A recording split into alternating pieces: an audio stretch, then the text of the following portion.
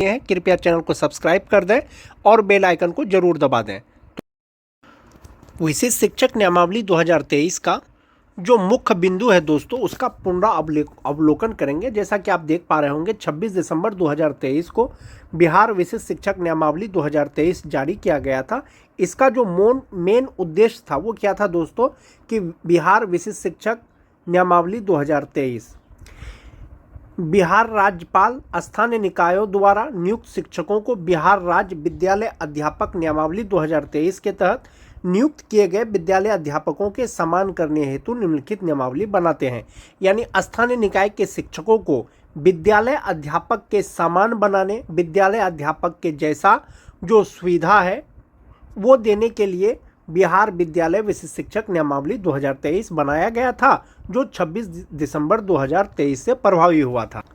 और विशेष शिक्षक का जो संवर्ग होगा दोस्तों, वो जिला लेवल पे संवर्ग होगा, और जो स्थानीय निकाय के शिक्षक हैं उनका जो नियोजन इकाई होता है वो पंचायत होता है, प्रखंड होता है या जिला परिषद होता है। लेकिन जो विशेष शिक्षक बन गए हैं विद्यालय अध्यापक के समान, उनका कैडर जो है वो डिस्ट्रिक्ट हो जाता है।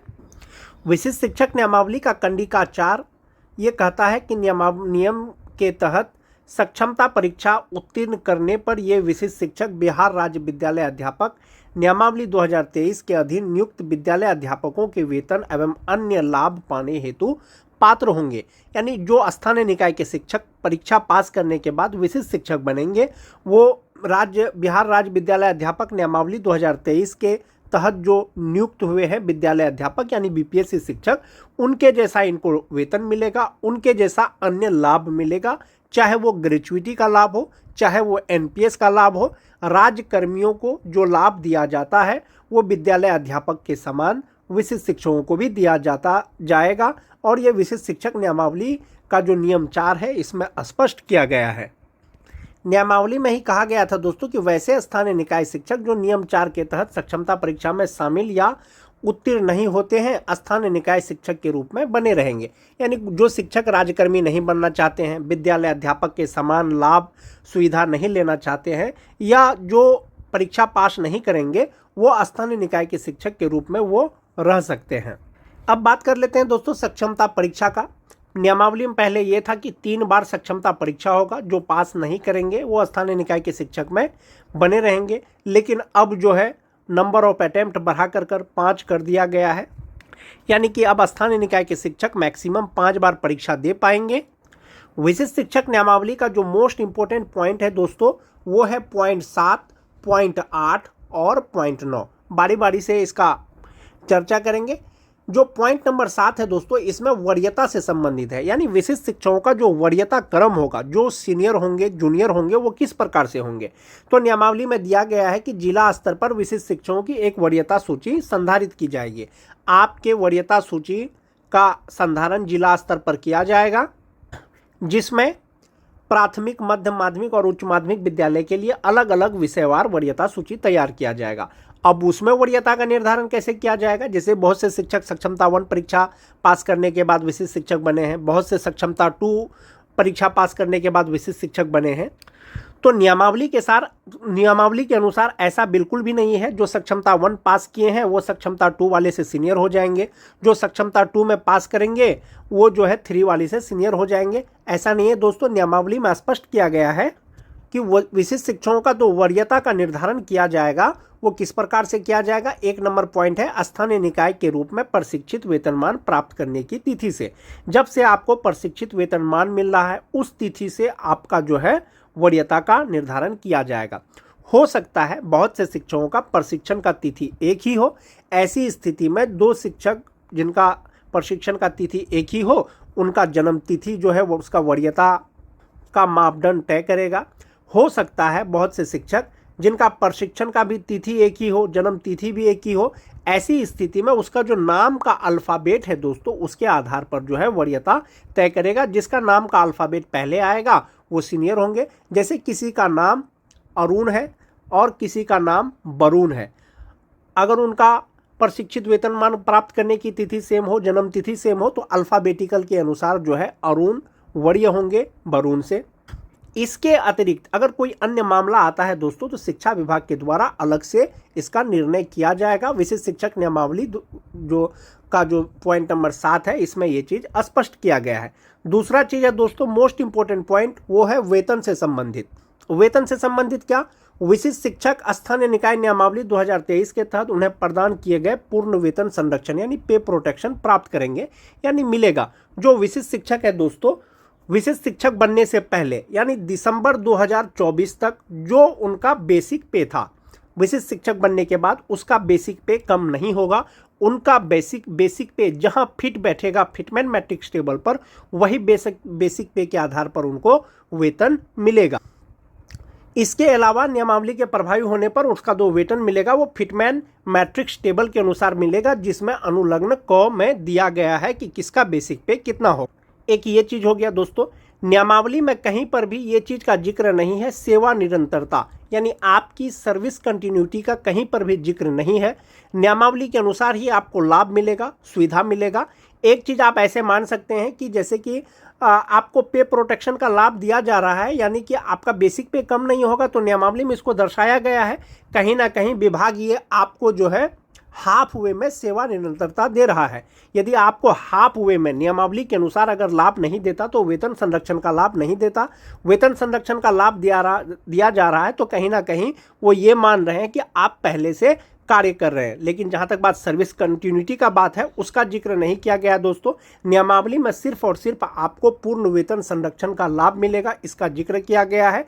फिटमैन मैट्रिक्स टेबल के अनुसार आपको वेतन मिलेगा, इसका जिक्र किया गया है। और फिटमैन मैट्रिक्स टेबल जो होगा वो अनुलग्न क के अनुसार आपको वेतन मिलेगा, इसका जिक्र किया गया है। इसके अतिरिक्त यदि अन्य कोई लाभ दिया जाएगा जैसे सर्विस कंटिन्यूटी या सेवा निरंतरता, संभवतः दोस्तों नियमावली में संशोधन होगा या विभाग इसके लिए अलग से आदेश जारी करेगा। आपका जो प्रोन्नति होगा दोस्तों वो लगातार 8 साल सेवा के बाद होगा, लेकिन ये 8 साल जो होगा वो आपके विशिष्ट शिक्षक के रूप में प्रथम योगदान की तिथि से माना जाएगा।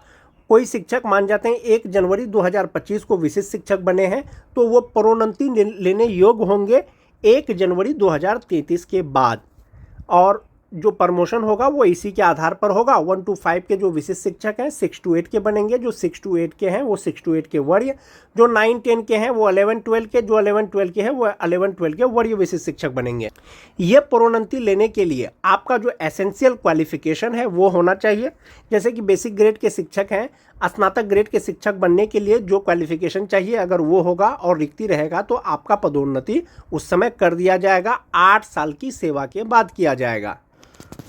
बिहार विशिष्ट शिक्षक नियमावली का जो संशोधित नियमावली है दोस्तों वो 19 दिसंबर 2024 को प्रकाशित किया जाएगा।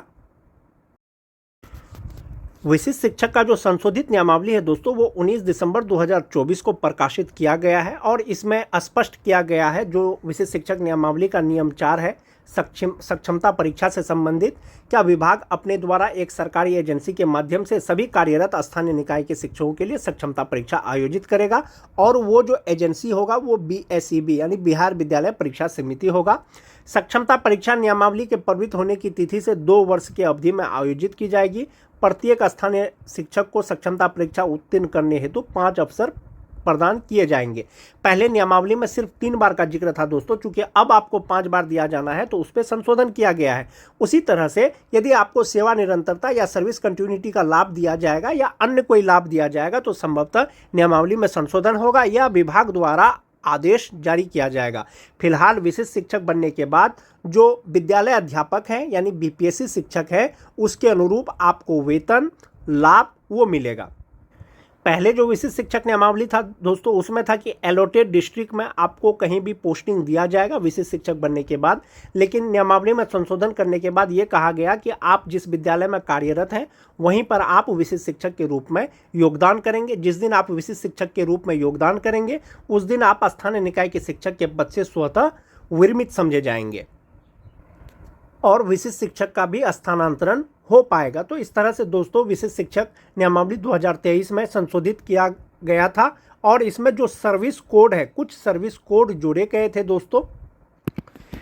जहां तक बात वेतन का है दोस्तों, विशिष्ट शिक्षकों का जो बेसिक पे होगा उसी के आधार पर उनको बेसिक पे जो है उनका ग्रॉस सैलरी बनेगा, वो उनको वेतन का भुगतान किया जाएगा। लेकिन उनका जो बेसिक पे होगा वो कितना होगा? सबसे पहले जो अनुलग्न क है दोस्तों, फिटमैन मैट्रिक्स टेबल है, जिसके अनुरूप विशिष्ट शिक्षकों को जो वेतन मिलेगा वो देख लेते हैं।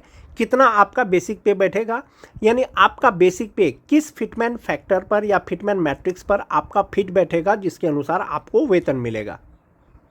विशिष्ट शिक्षक नियमावली 2023 के अनुसार जो फिटमैन मैट्रिक्स टेबल है दोस्तों वो यही है। 1 to 5 का स्टार्टिंग बेसिक पे 25,000, 6 to 8 का 28,000, 9 10 का 31,000, 11 12 का 32,000। जो आपको लास्ट बेसिक पे मिल रहा था वो बेसिक पे जहां पर भी जिस भी इंडेक्स में फिट बैठेगा वही आपको बेसिक पे के आधार पर आपका वेतन निर्धारण किया जाएगा और आपको संभवतः मई 2025 का वेतन मिलेगा। तो अब है कि दोस्तों कि आपका जो बेसिक पे है कहां पर फिट बैठेगा। 2003 से लेकर के 2022 तक बहाल जो भी स्थानीय निकाय के शिक्षक परीक्षा पास करने के बाद विशिष्ट शिक्षक बने हैं दोस्तों, उनका बेसिक पे कहां फिट बैठेगा, कौन से इंडेक्स में फिट बैठेगा, एक बारी उसको देखते हैं।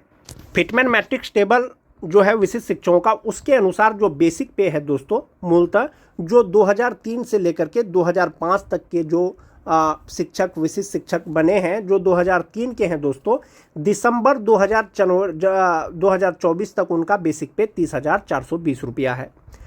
1 जनवरी को ये ज्वाइन किए हैं। यदि उनको 1 जुलाई को अगर उसको इंक्रीमेंट मिलेगा तो बेगूसराय जिला के लेटर के अनुसार दोस्तों उनका बेसिक पे 30,750 रुपया पे होना चाहिए। जो 2 जनवरी, 3 जनवरी, 4 जनवरी या 7 जनवरी को ज्वाइन किए हैं या सक्षमता 2 परीक्षा पास करने के बाद यदि वे मार्च 2025 में ज्वाइन किए हैं तो यदि उनका फिक्सेशन होगा तो कितना होगा, क्योंकि उसको 31,340 रुपया के आधार पर वेतन मिल गया होगा जनवरी फरवरी का, जो 2003 के हैं, तो उनका जो फिक्सेशन होगा वो 31,340 रुपया के आसपास का जो बेसिक पे है दोस्तों वो 31,670 रुपया में हो जाएगा। यहाँ पर एक मामला आकर के फंस रहा है दोस्तों 31 दिसंबर और 1 जनवरी का। ये तो एक जिला के द्वारा लेटर निकला है, बेगूसराय जिला का दोस्तों। आपको आने वाले समय में ये चीज़ क्लियर कर दिया जाएगा। जो 2006 के नियोजित शिक्षक विशिष्ट शिक्षक बने हैं दोस्तों, दिसंबर 2024 तक उनका बेसिक पे 29,530 रुपया था। यदि इनको 1 जुलाई को यदि इनको अगला इंक्रीमेंट मिलता है तो इनका जो फिक्सेशन होगा वो 29,850 रुपया पर होगा। यदि उनको अगला वेतन वृद्धि अगर ये इनको 1 जनवरी 2026 को मिलेगा तो इनका जो वेतन निर्धारण होगा वो 30,750 रुपया पे होगा। वहीं पर अगर 2010 की बात करें, दिसंबर 2024 तक बेसिक पे 28,660 रुपया और जनवरी 2025 में 29,530 रुपया। यदि 1 जनवरी को ज्वाइन किए हैं तो उनका फिक्सेशन 28,980 रुपया में होना चाहिए बेगूसराय जिला के लेटर के अनुसार। यदि वे 1 जनवरी के बाद ज्वाइन किए हैं, 2 जनवरी, 3 जनवरी या मार्च में सक्षमता 2 पास करने के बाद, तो उनका वेतन निर्धारण 29,805 रुपया में होना चाहिए। सभी प्रकार के टीटी शिक्षक की बात करें अगर तो दिसंबर 2024 तक उनका बेसिक पे 26,210 रुपया, जनवरी 2025 में 27,010 रुपया। यदि वे 1 जनवरी को ही ज्वाइन किए हैं तो बेगूसराय जिला के लेटर के अनुसार दोस्तों उनका फिक्सेशन 26,520 रुपया में होना चाहिए। 1 जनवरी के बाद 27,320 रुपया में होना चाहिए। उसमें स्पष्ट किया गया है कि जो भी शिक्षक 1 जनवरी 2025 को ज्वाइन किए हैं, यदि वे अगला वेतन वृद्धि अगर 1 जनवरी 1 जुलाई 2025 को लेना चाहते हैं तो उनका जो फिक्सेशन होगा वो दिसंबर 2024 के बेसिक पे के आधार पर होगा। यदि वे अगला वेतन वृद्धि 1 जनवरी 2026 को लेना चाहते हैं, उनका जो वेतन निर्धारण होगा वो जनवरी 2025 के बेसिक पे के आधार पर होगा। जहां तक बात स्नातक ग्रेड के शिक्षकों का है दोस्तों, जिनकी बहाली ट्रेंड के रूप में हुई थी, 28,550 रुपया दिसंबर 2024 तक उनका बेसिक पे है। जनवरी 2025 में 29,410 रुपया और बिना इंक्रीमेंट का 28,840 रुपया, इंक्रीमेंट के साथ 29,700 रुपया। वहीं पर जिनका बहाली अनट्रेंड के रूप में हुआ था 27,710 रुपया, दिसंबर 2024 में उनका बेसिक पे होता, जनवरी में 2025 में 28,550 रुपया हो जाता। जबकि उनका जो बेसिक पे स्टार्टिंग होगा विशिष्ट शिक्षक बनने के बाद, यदि वे 1 जुलाई को वेतन वृद्धि लेते हैं तो 28,000 रुपया। यदि 1 जनवरी 2026 को वेतन वृद्धि लेते हैं तो 28,840 रुपया। जो 2022 के 6 पेज के टीचर हैं दोस्तों, चाहे वो बेसिक ग्रेड हो चाहे वो स्नातक ग्रेड हो, उनका बेसिक पे जो बेसिक ग्रेड के हैं 25,000 रुपया और 6 to 8 के जो हैं उनका 28,000 रुपया ही बेसिक पे होगा, क्योंकि वेतन वृद्धि के साथ में या बिना वेतन वृद्धि का उनका बेसिक पे जो होगा वो 25,000 और 28,000 से कम ही होगा। इसीलिए उनका जो वेतन निर्धारण होगा उनको आप 1 to 5 के टीचर का 25,000 पे होगा, 6 to 8 के टीचर का 28,000 पे होगा। तो इस प्रकार से दोस्तों आपका वेतन का निर्धारण किया जाएगा। तो आप लोगों ने देखा कि बेगूसराय जिला के द्वारा जो लेटर निकाला गया है उसमें अगला जो वेतन वृद्धि है 1 जुलाई या 1 जनवरी उसको स्पष्ट किया गया है। आज के वीडियो में दोस्तों बस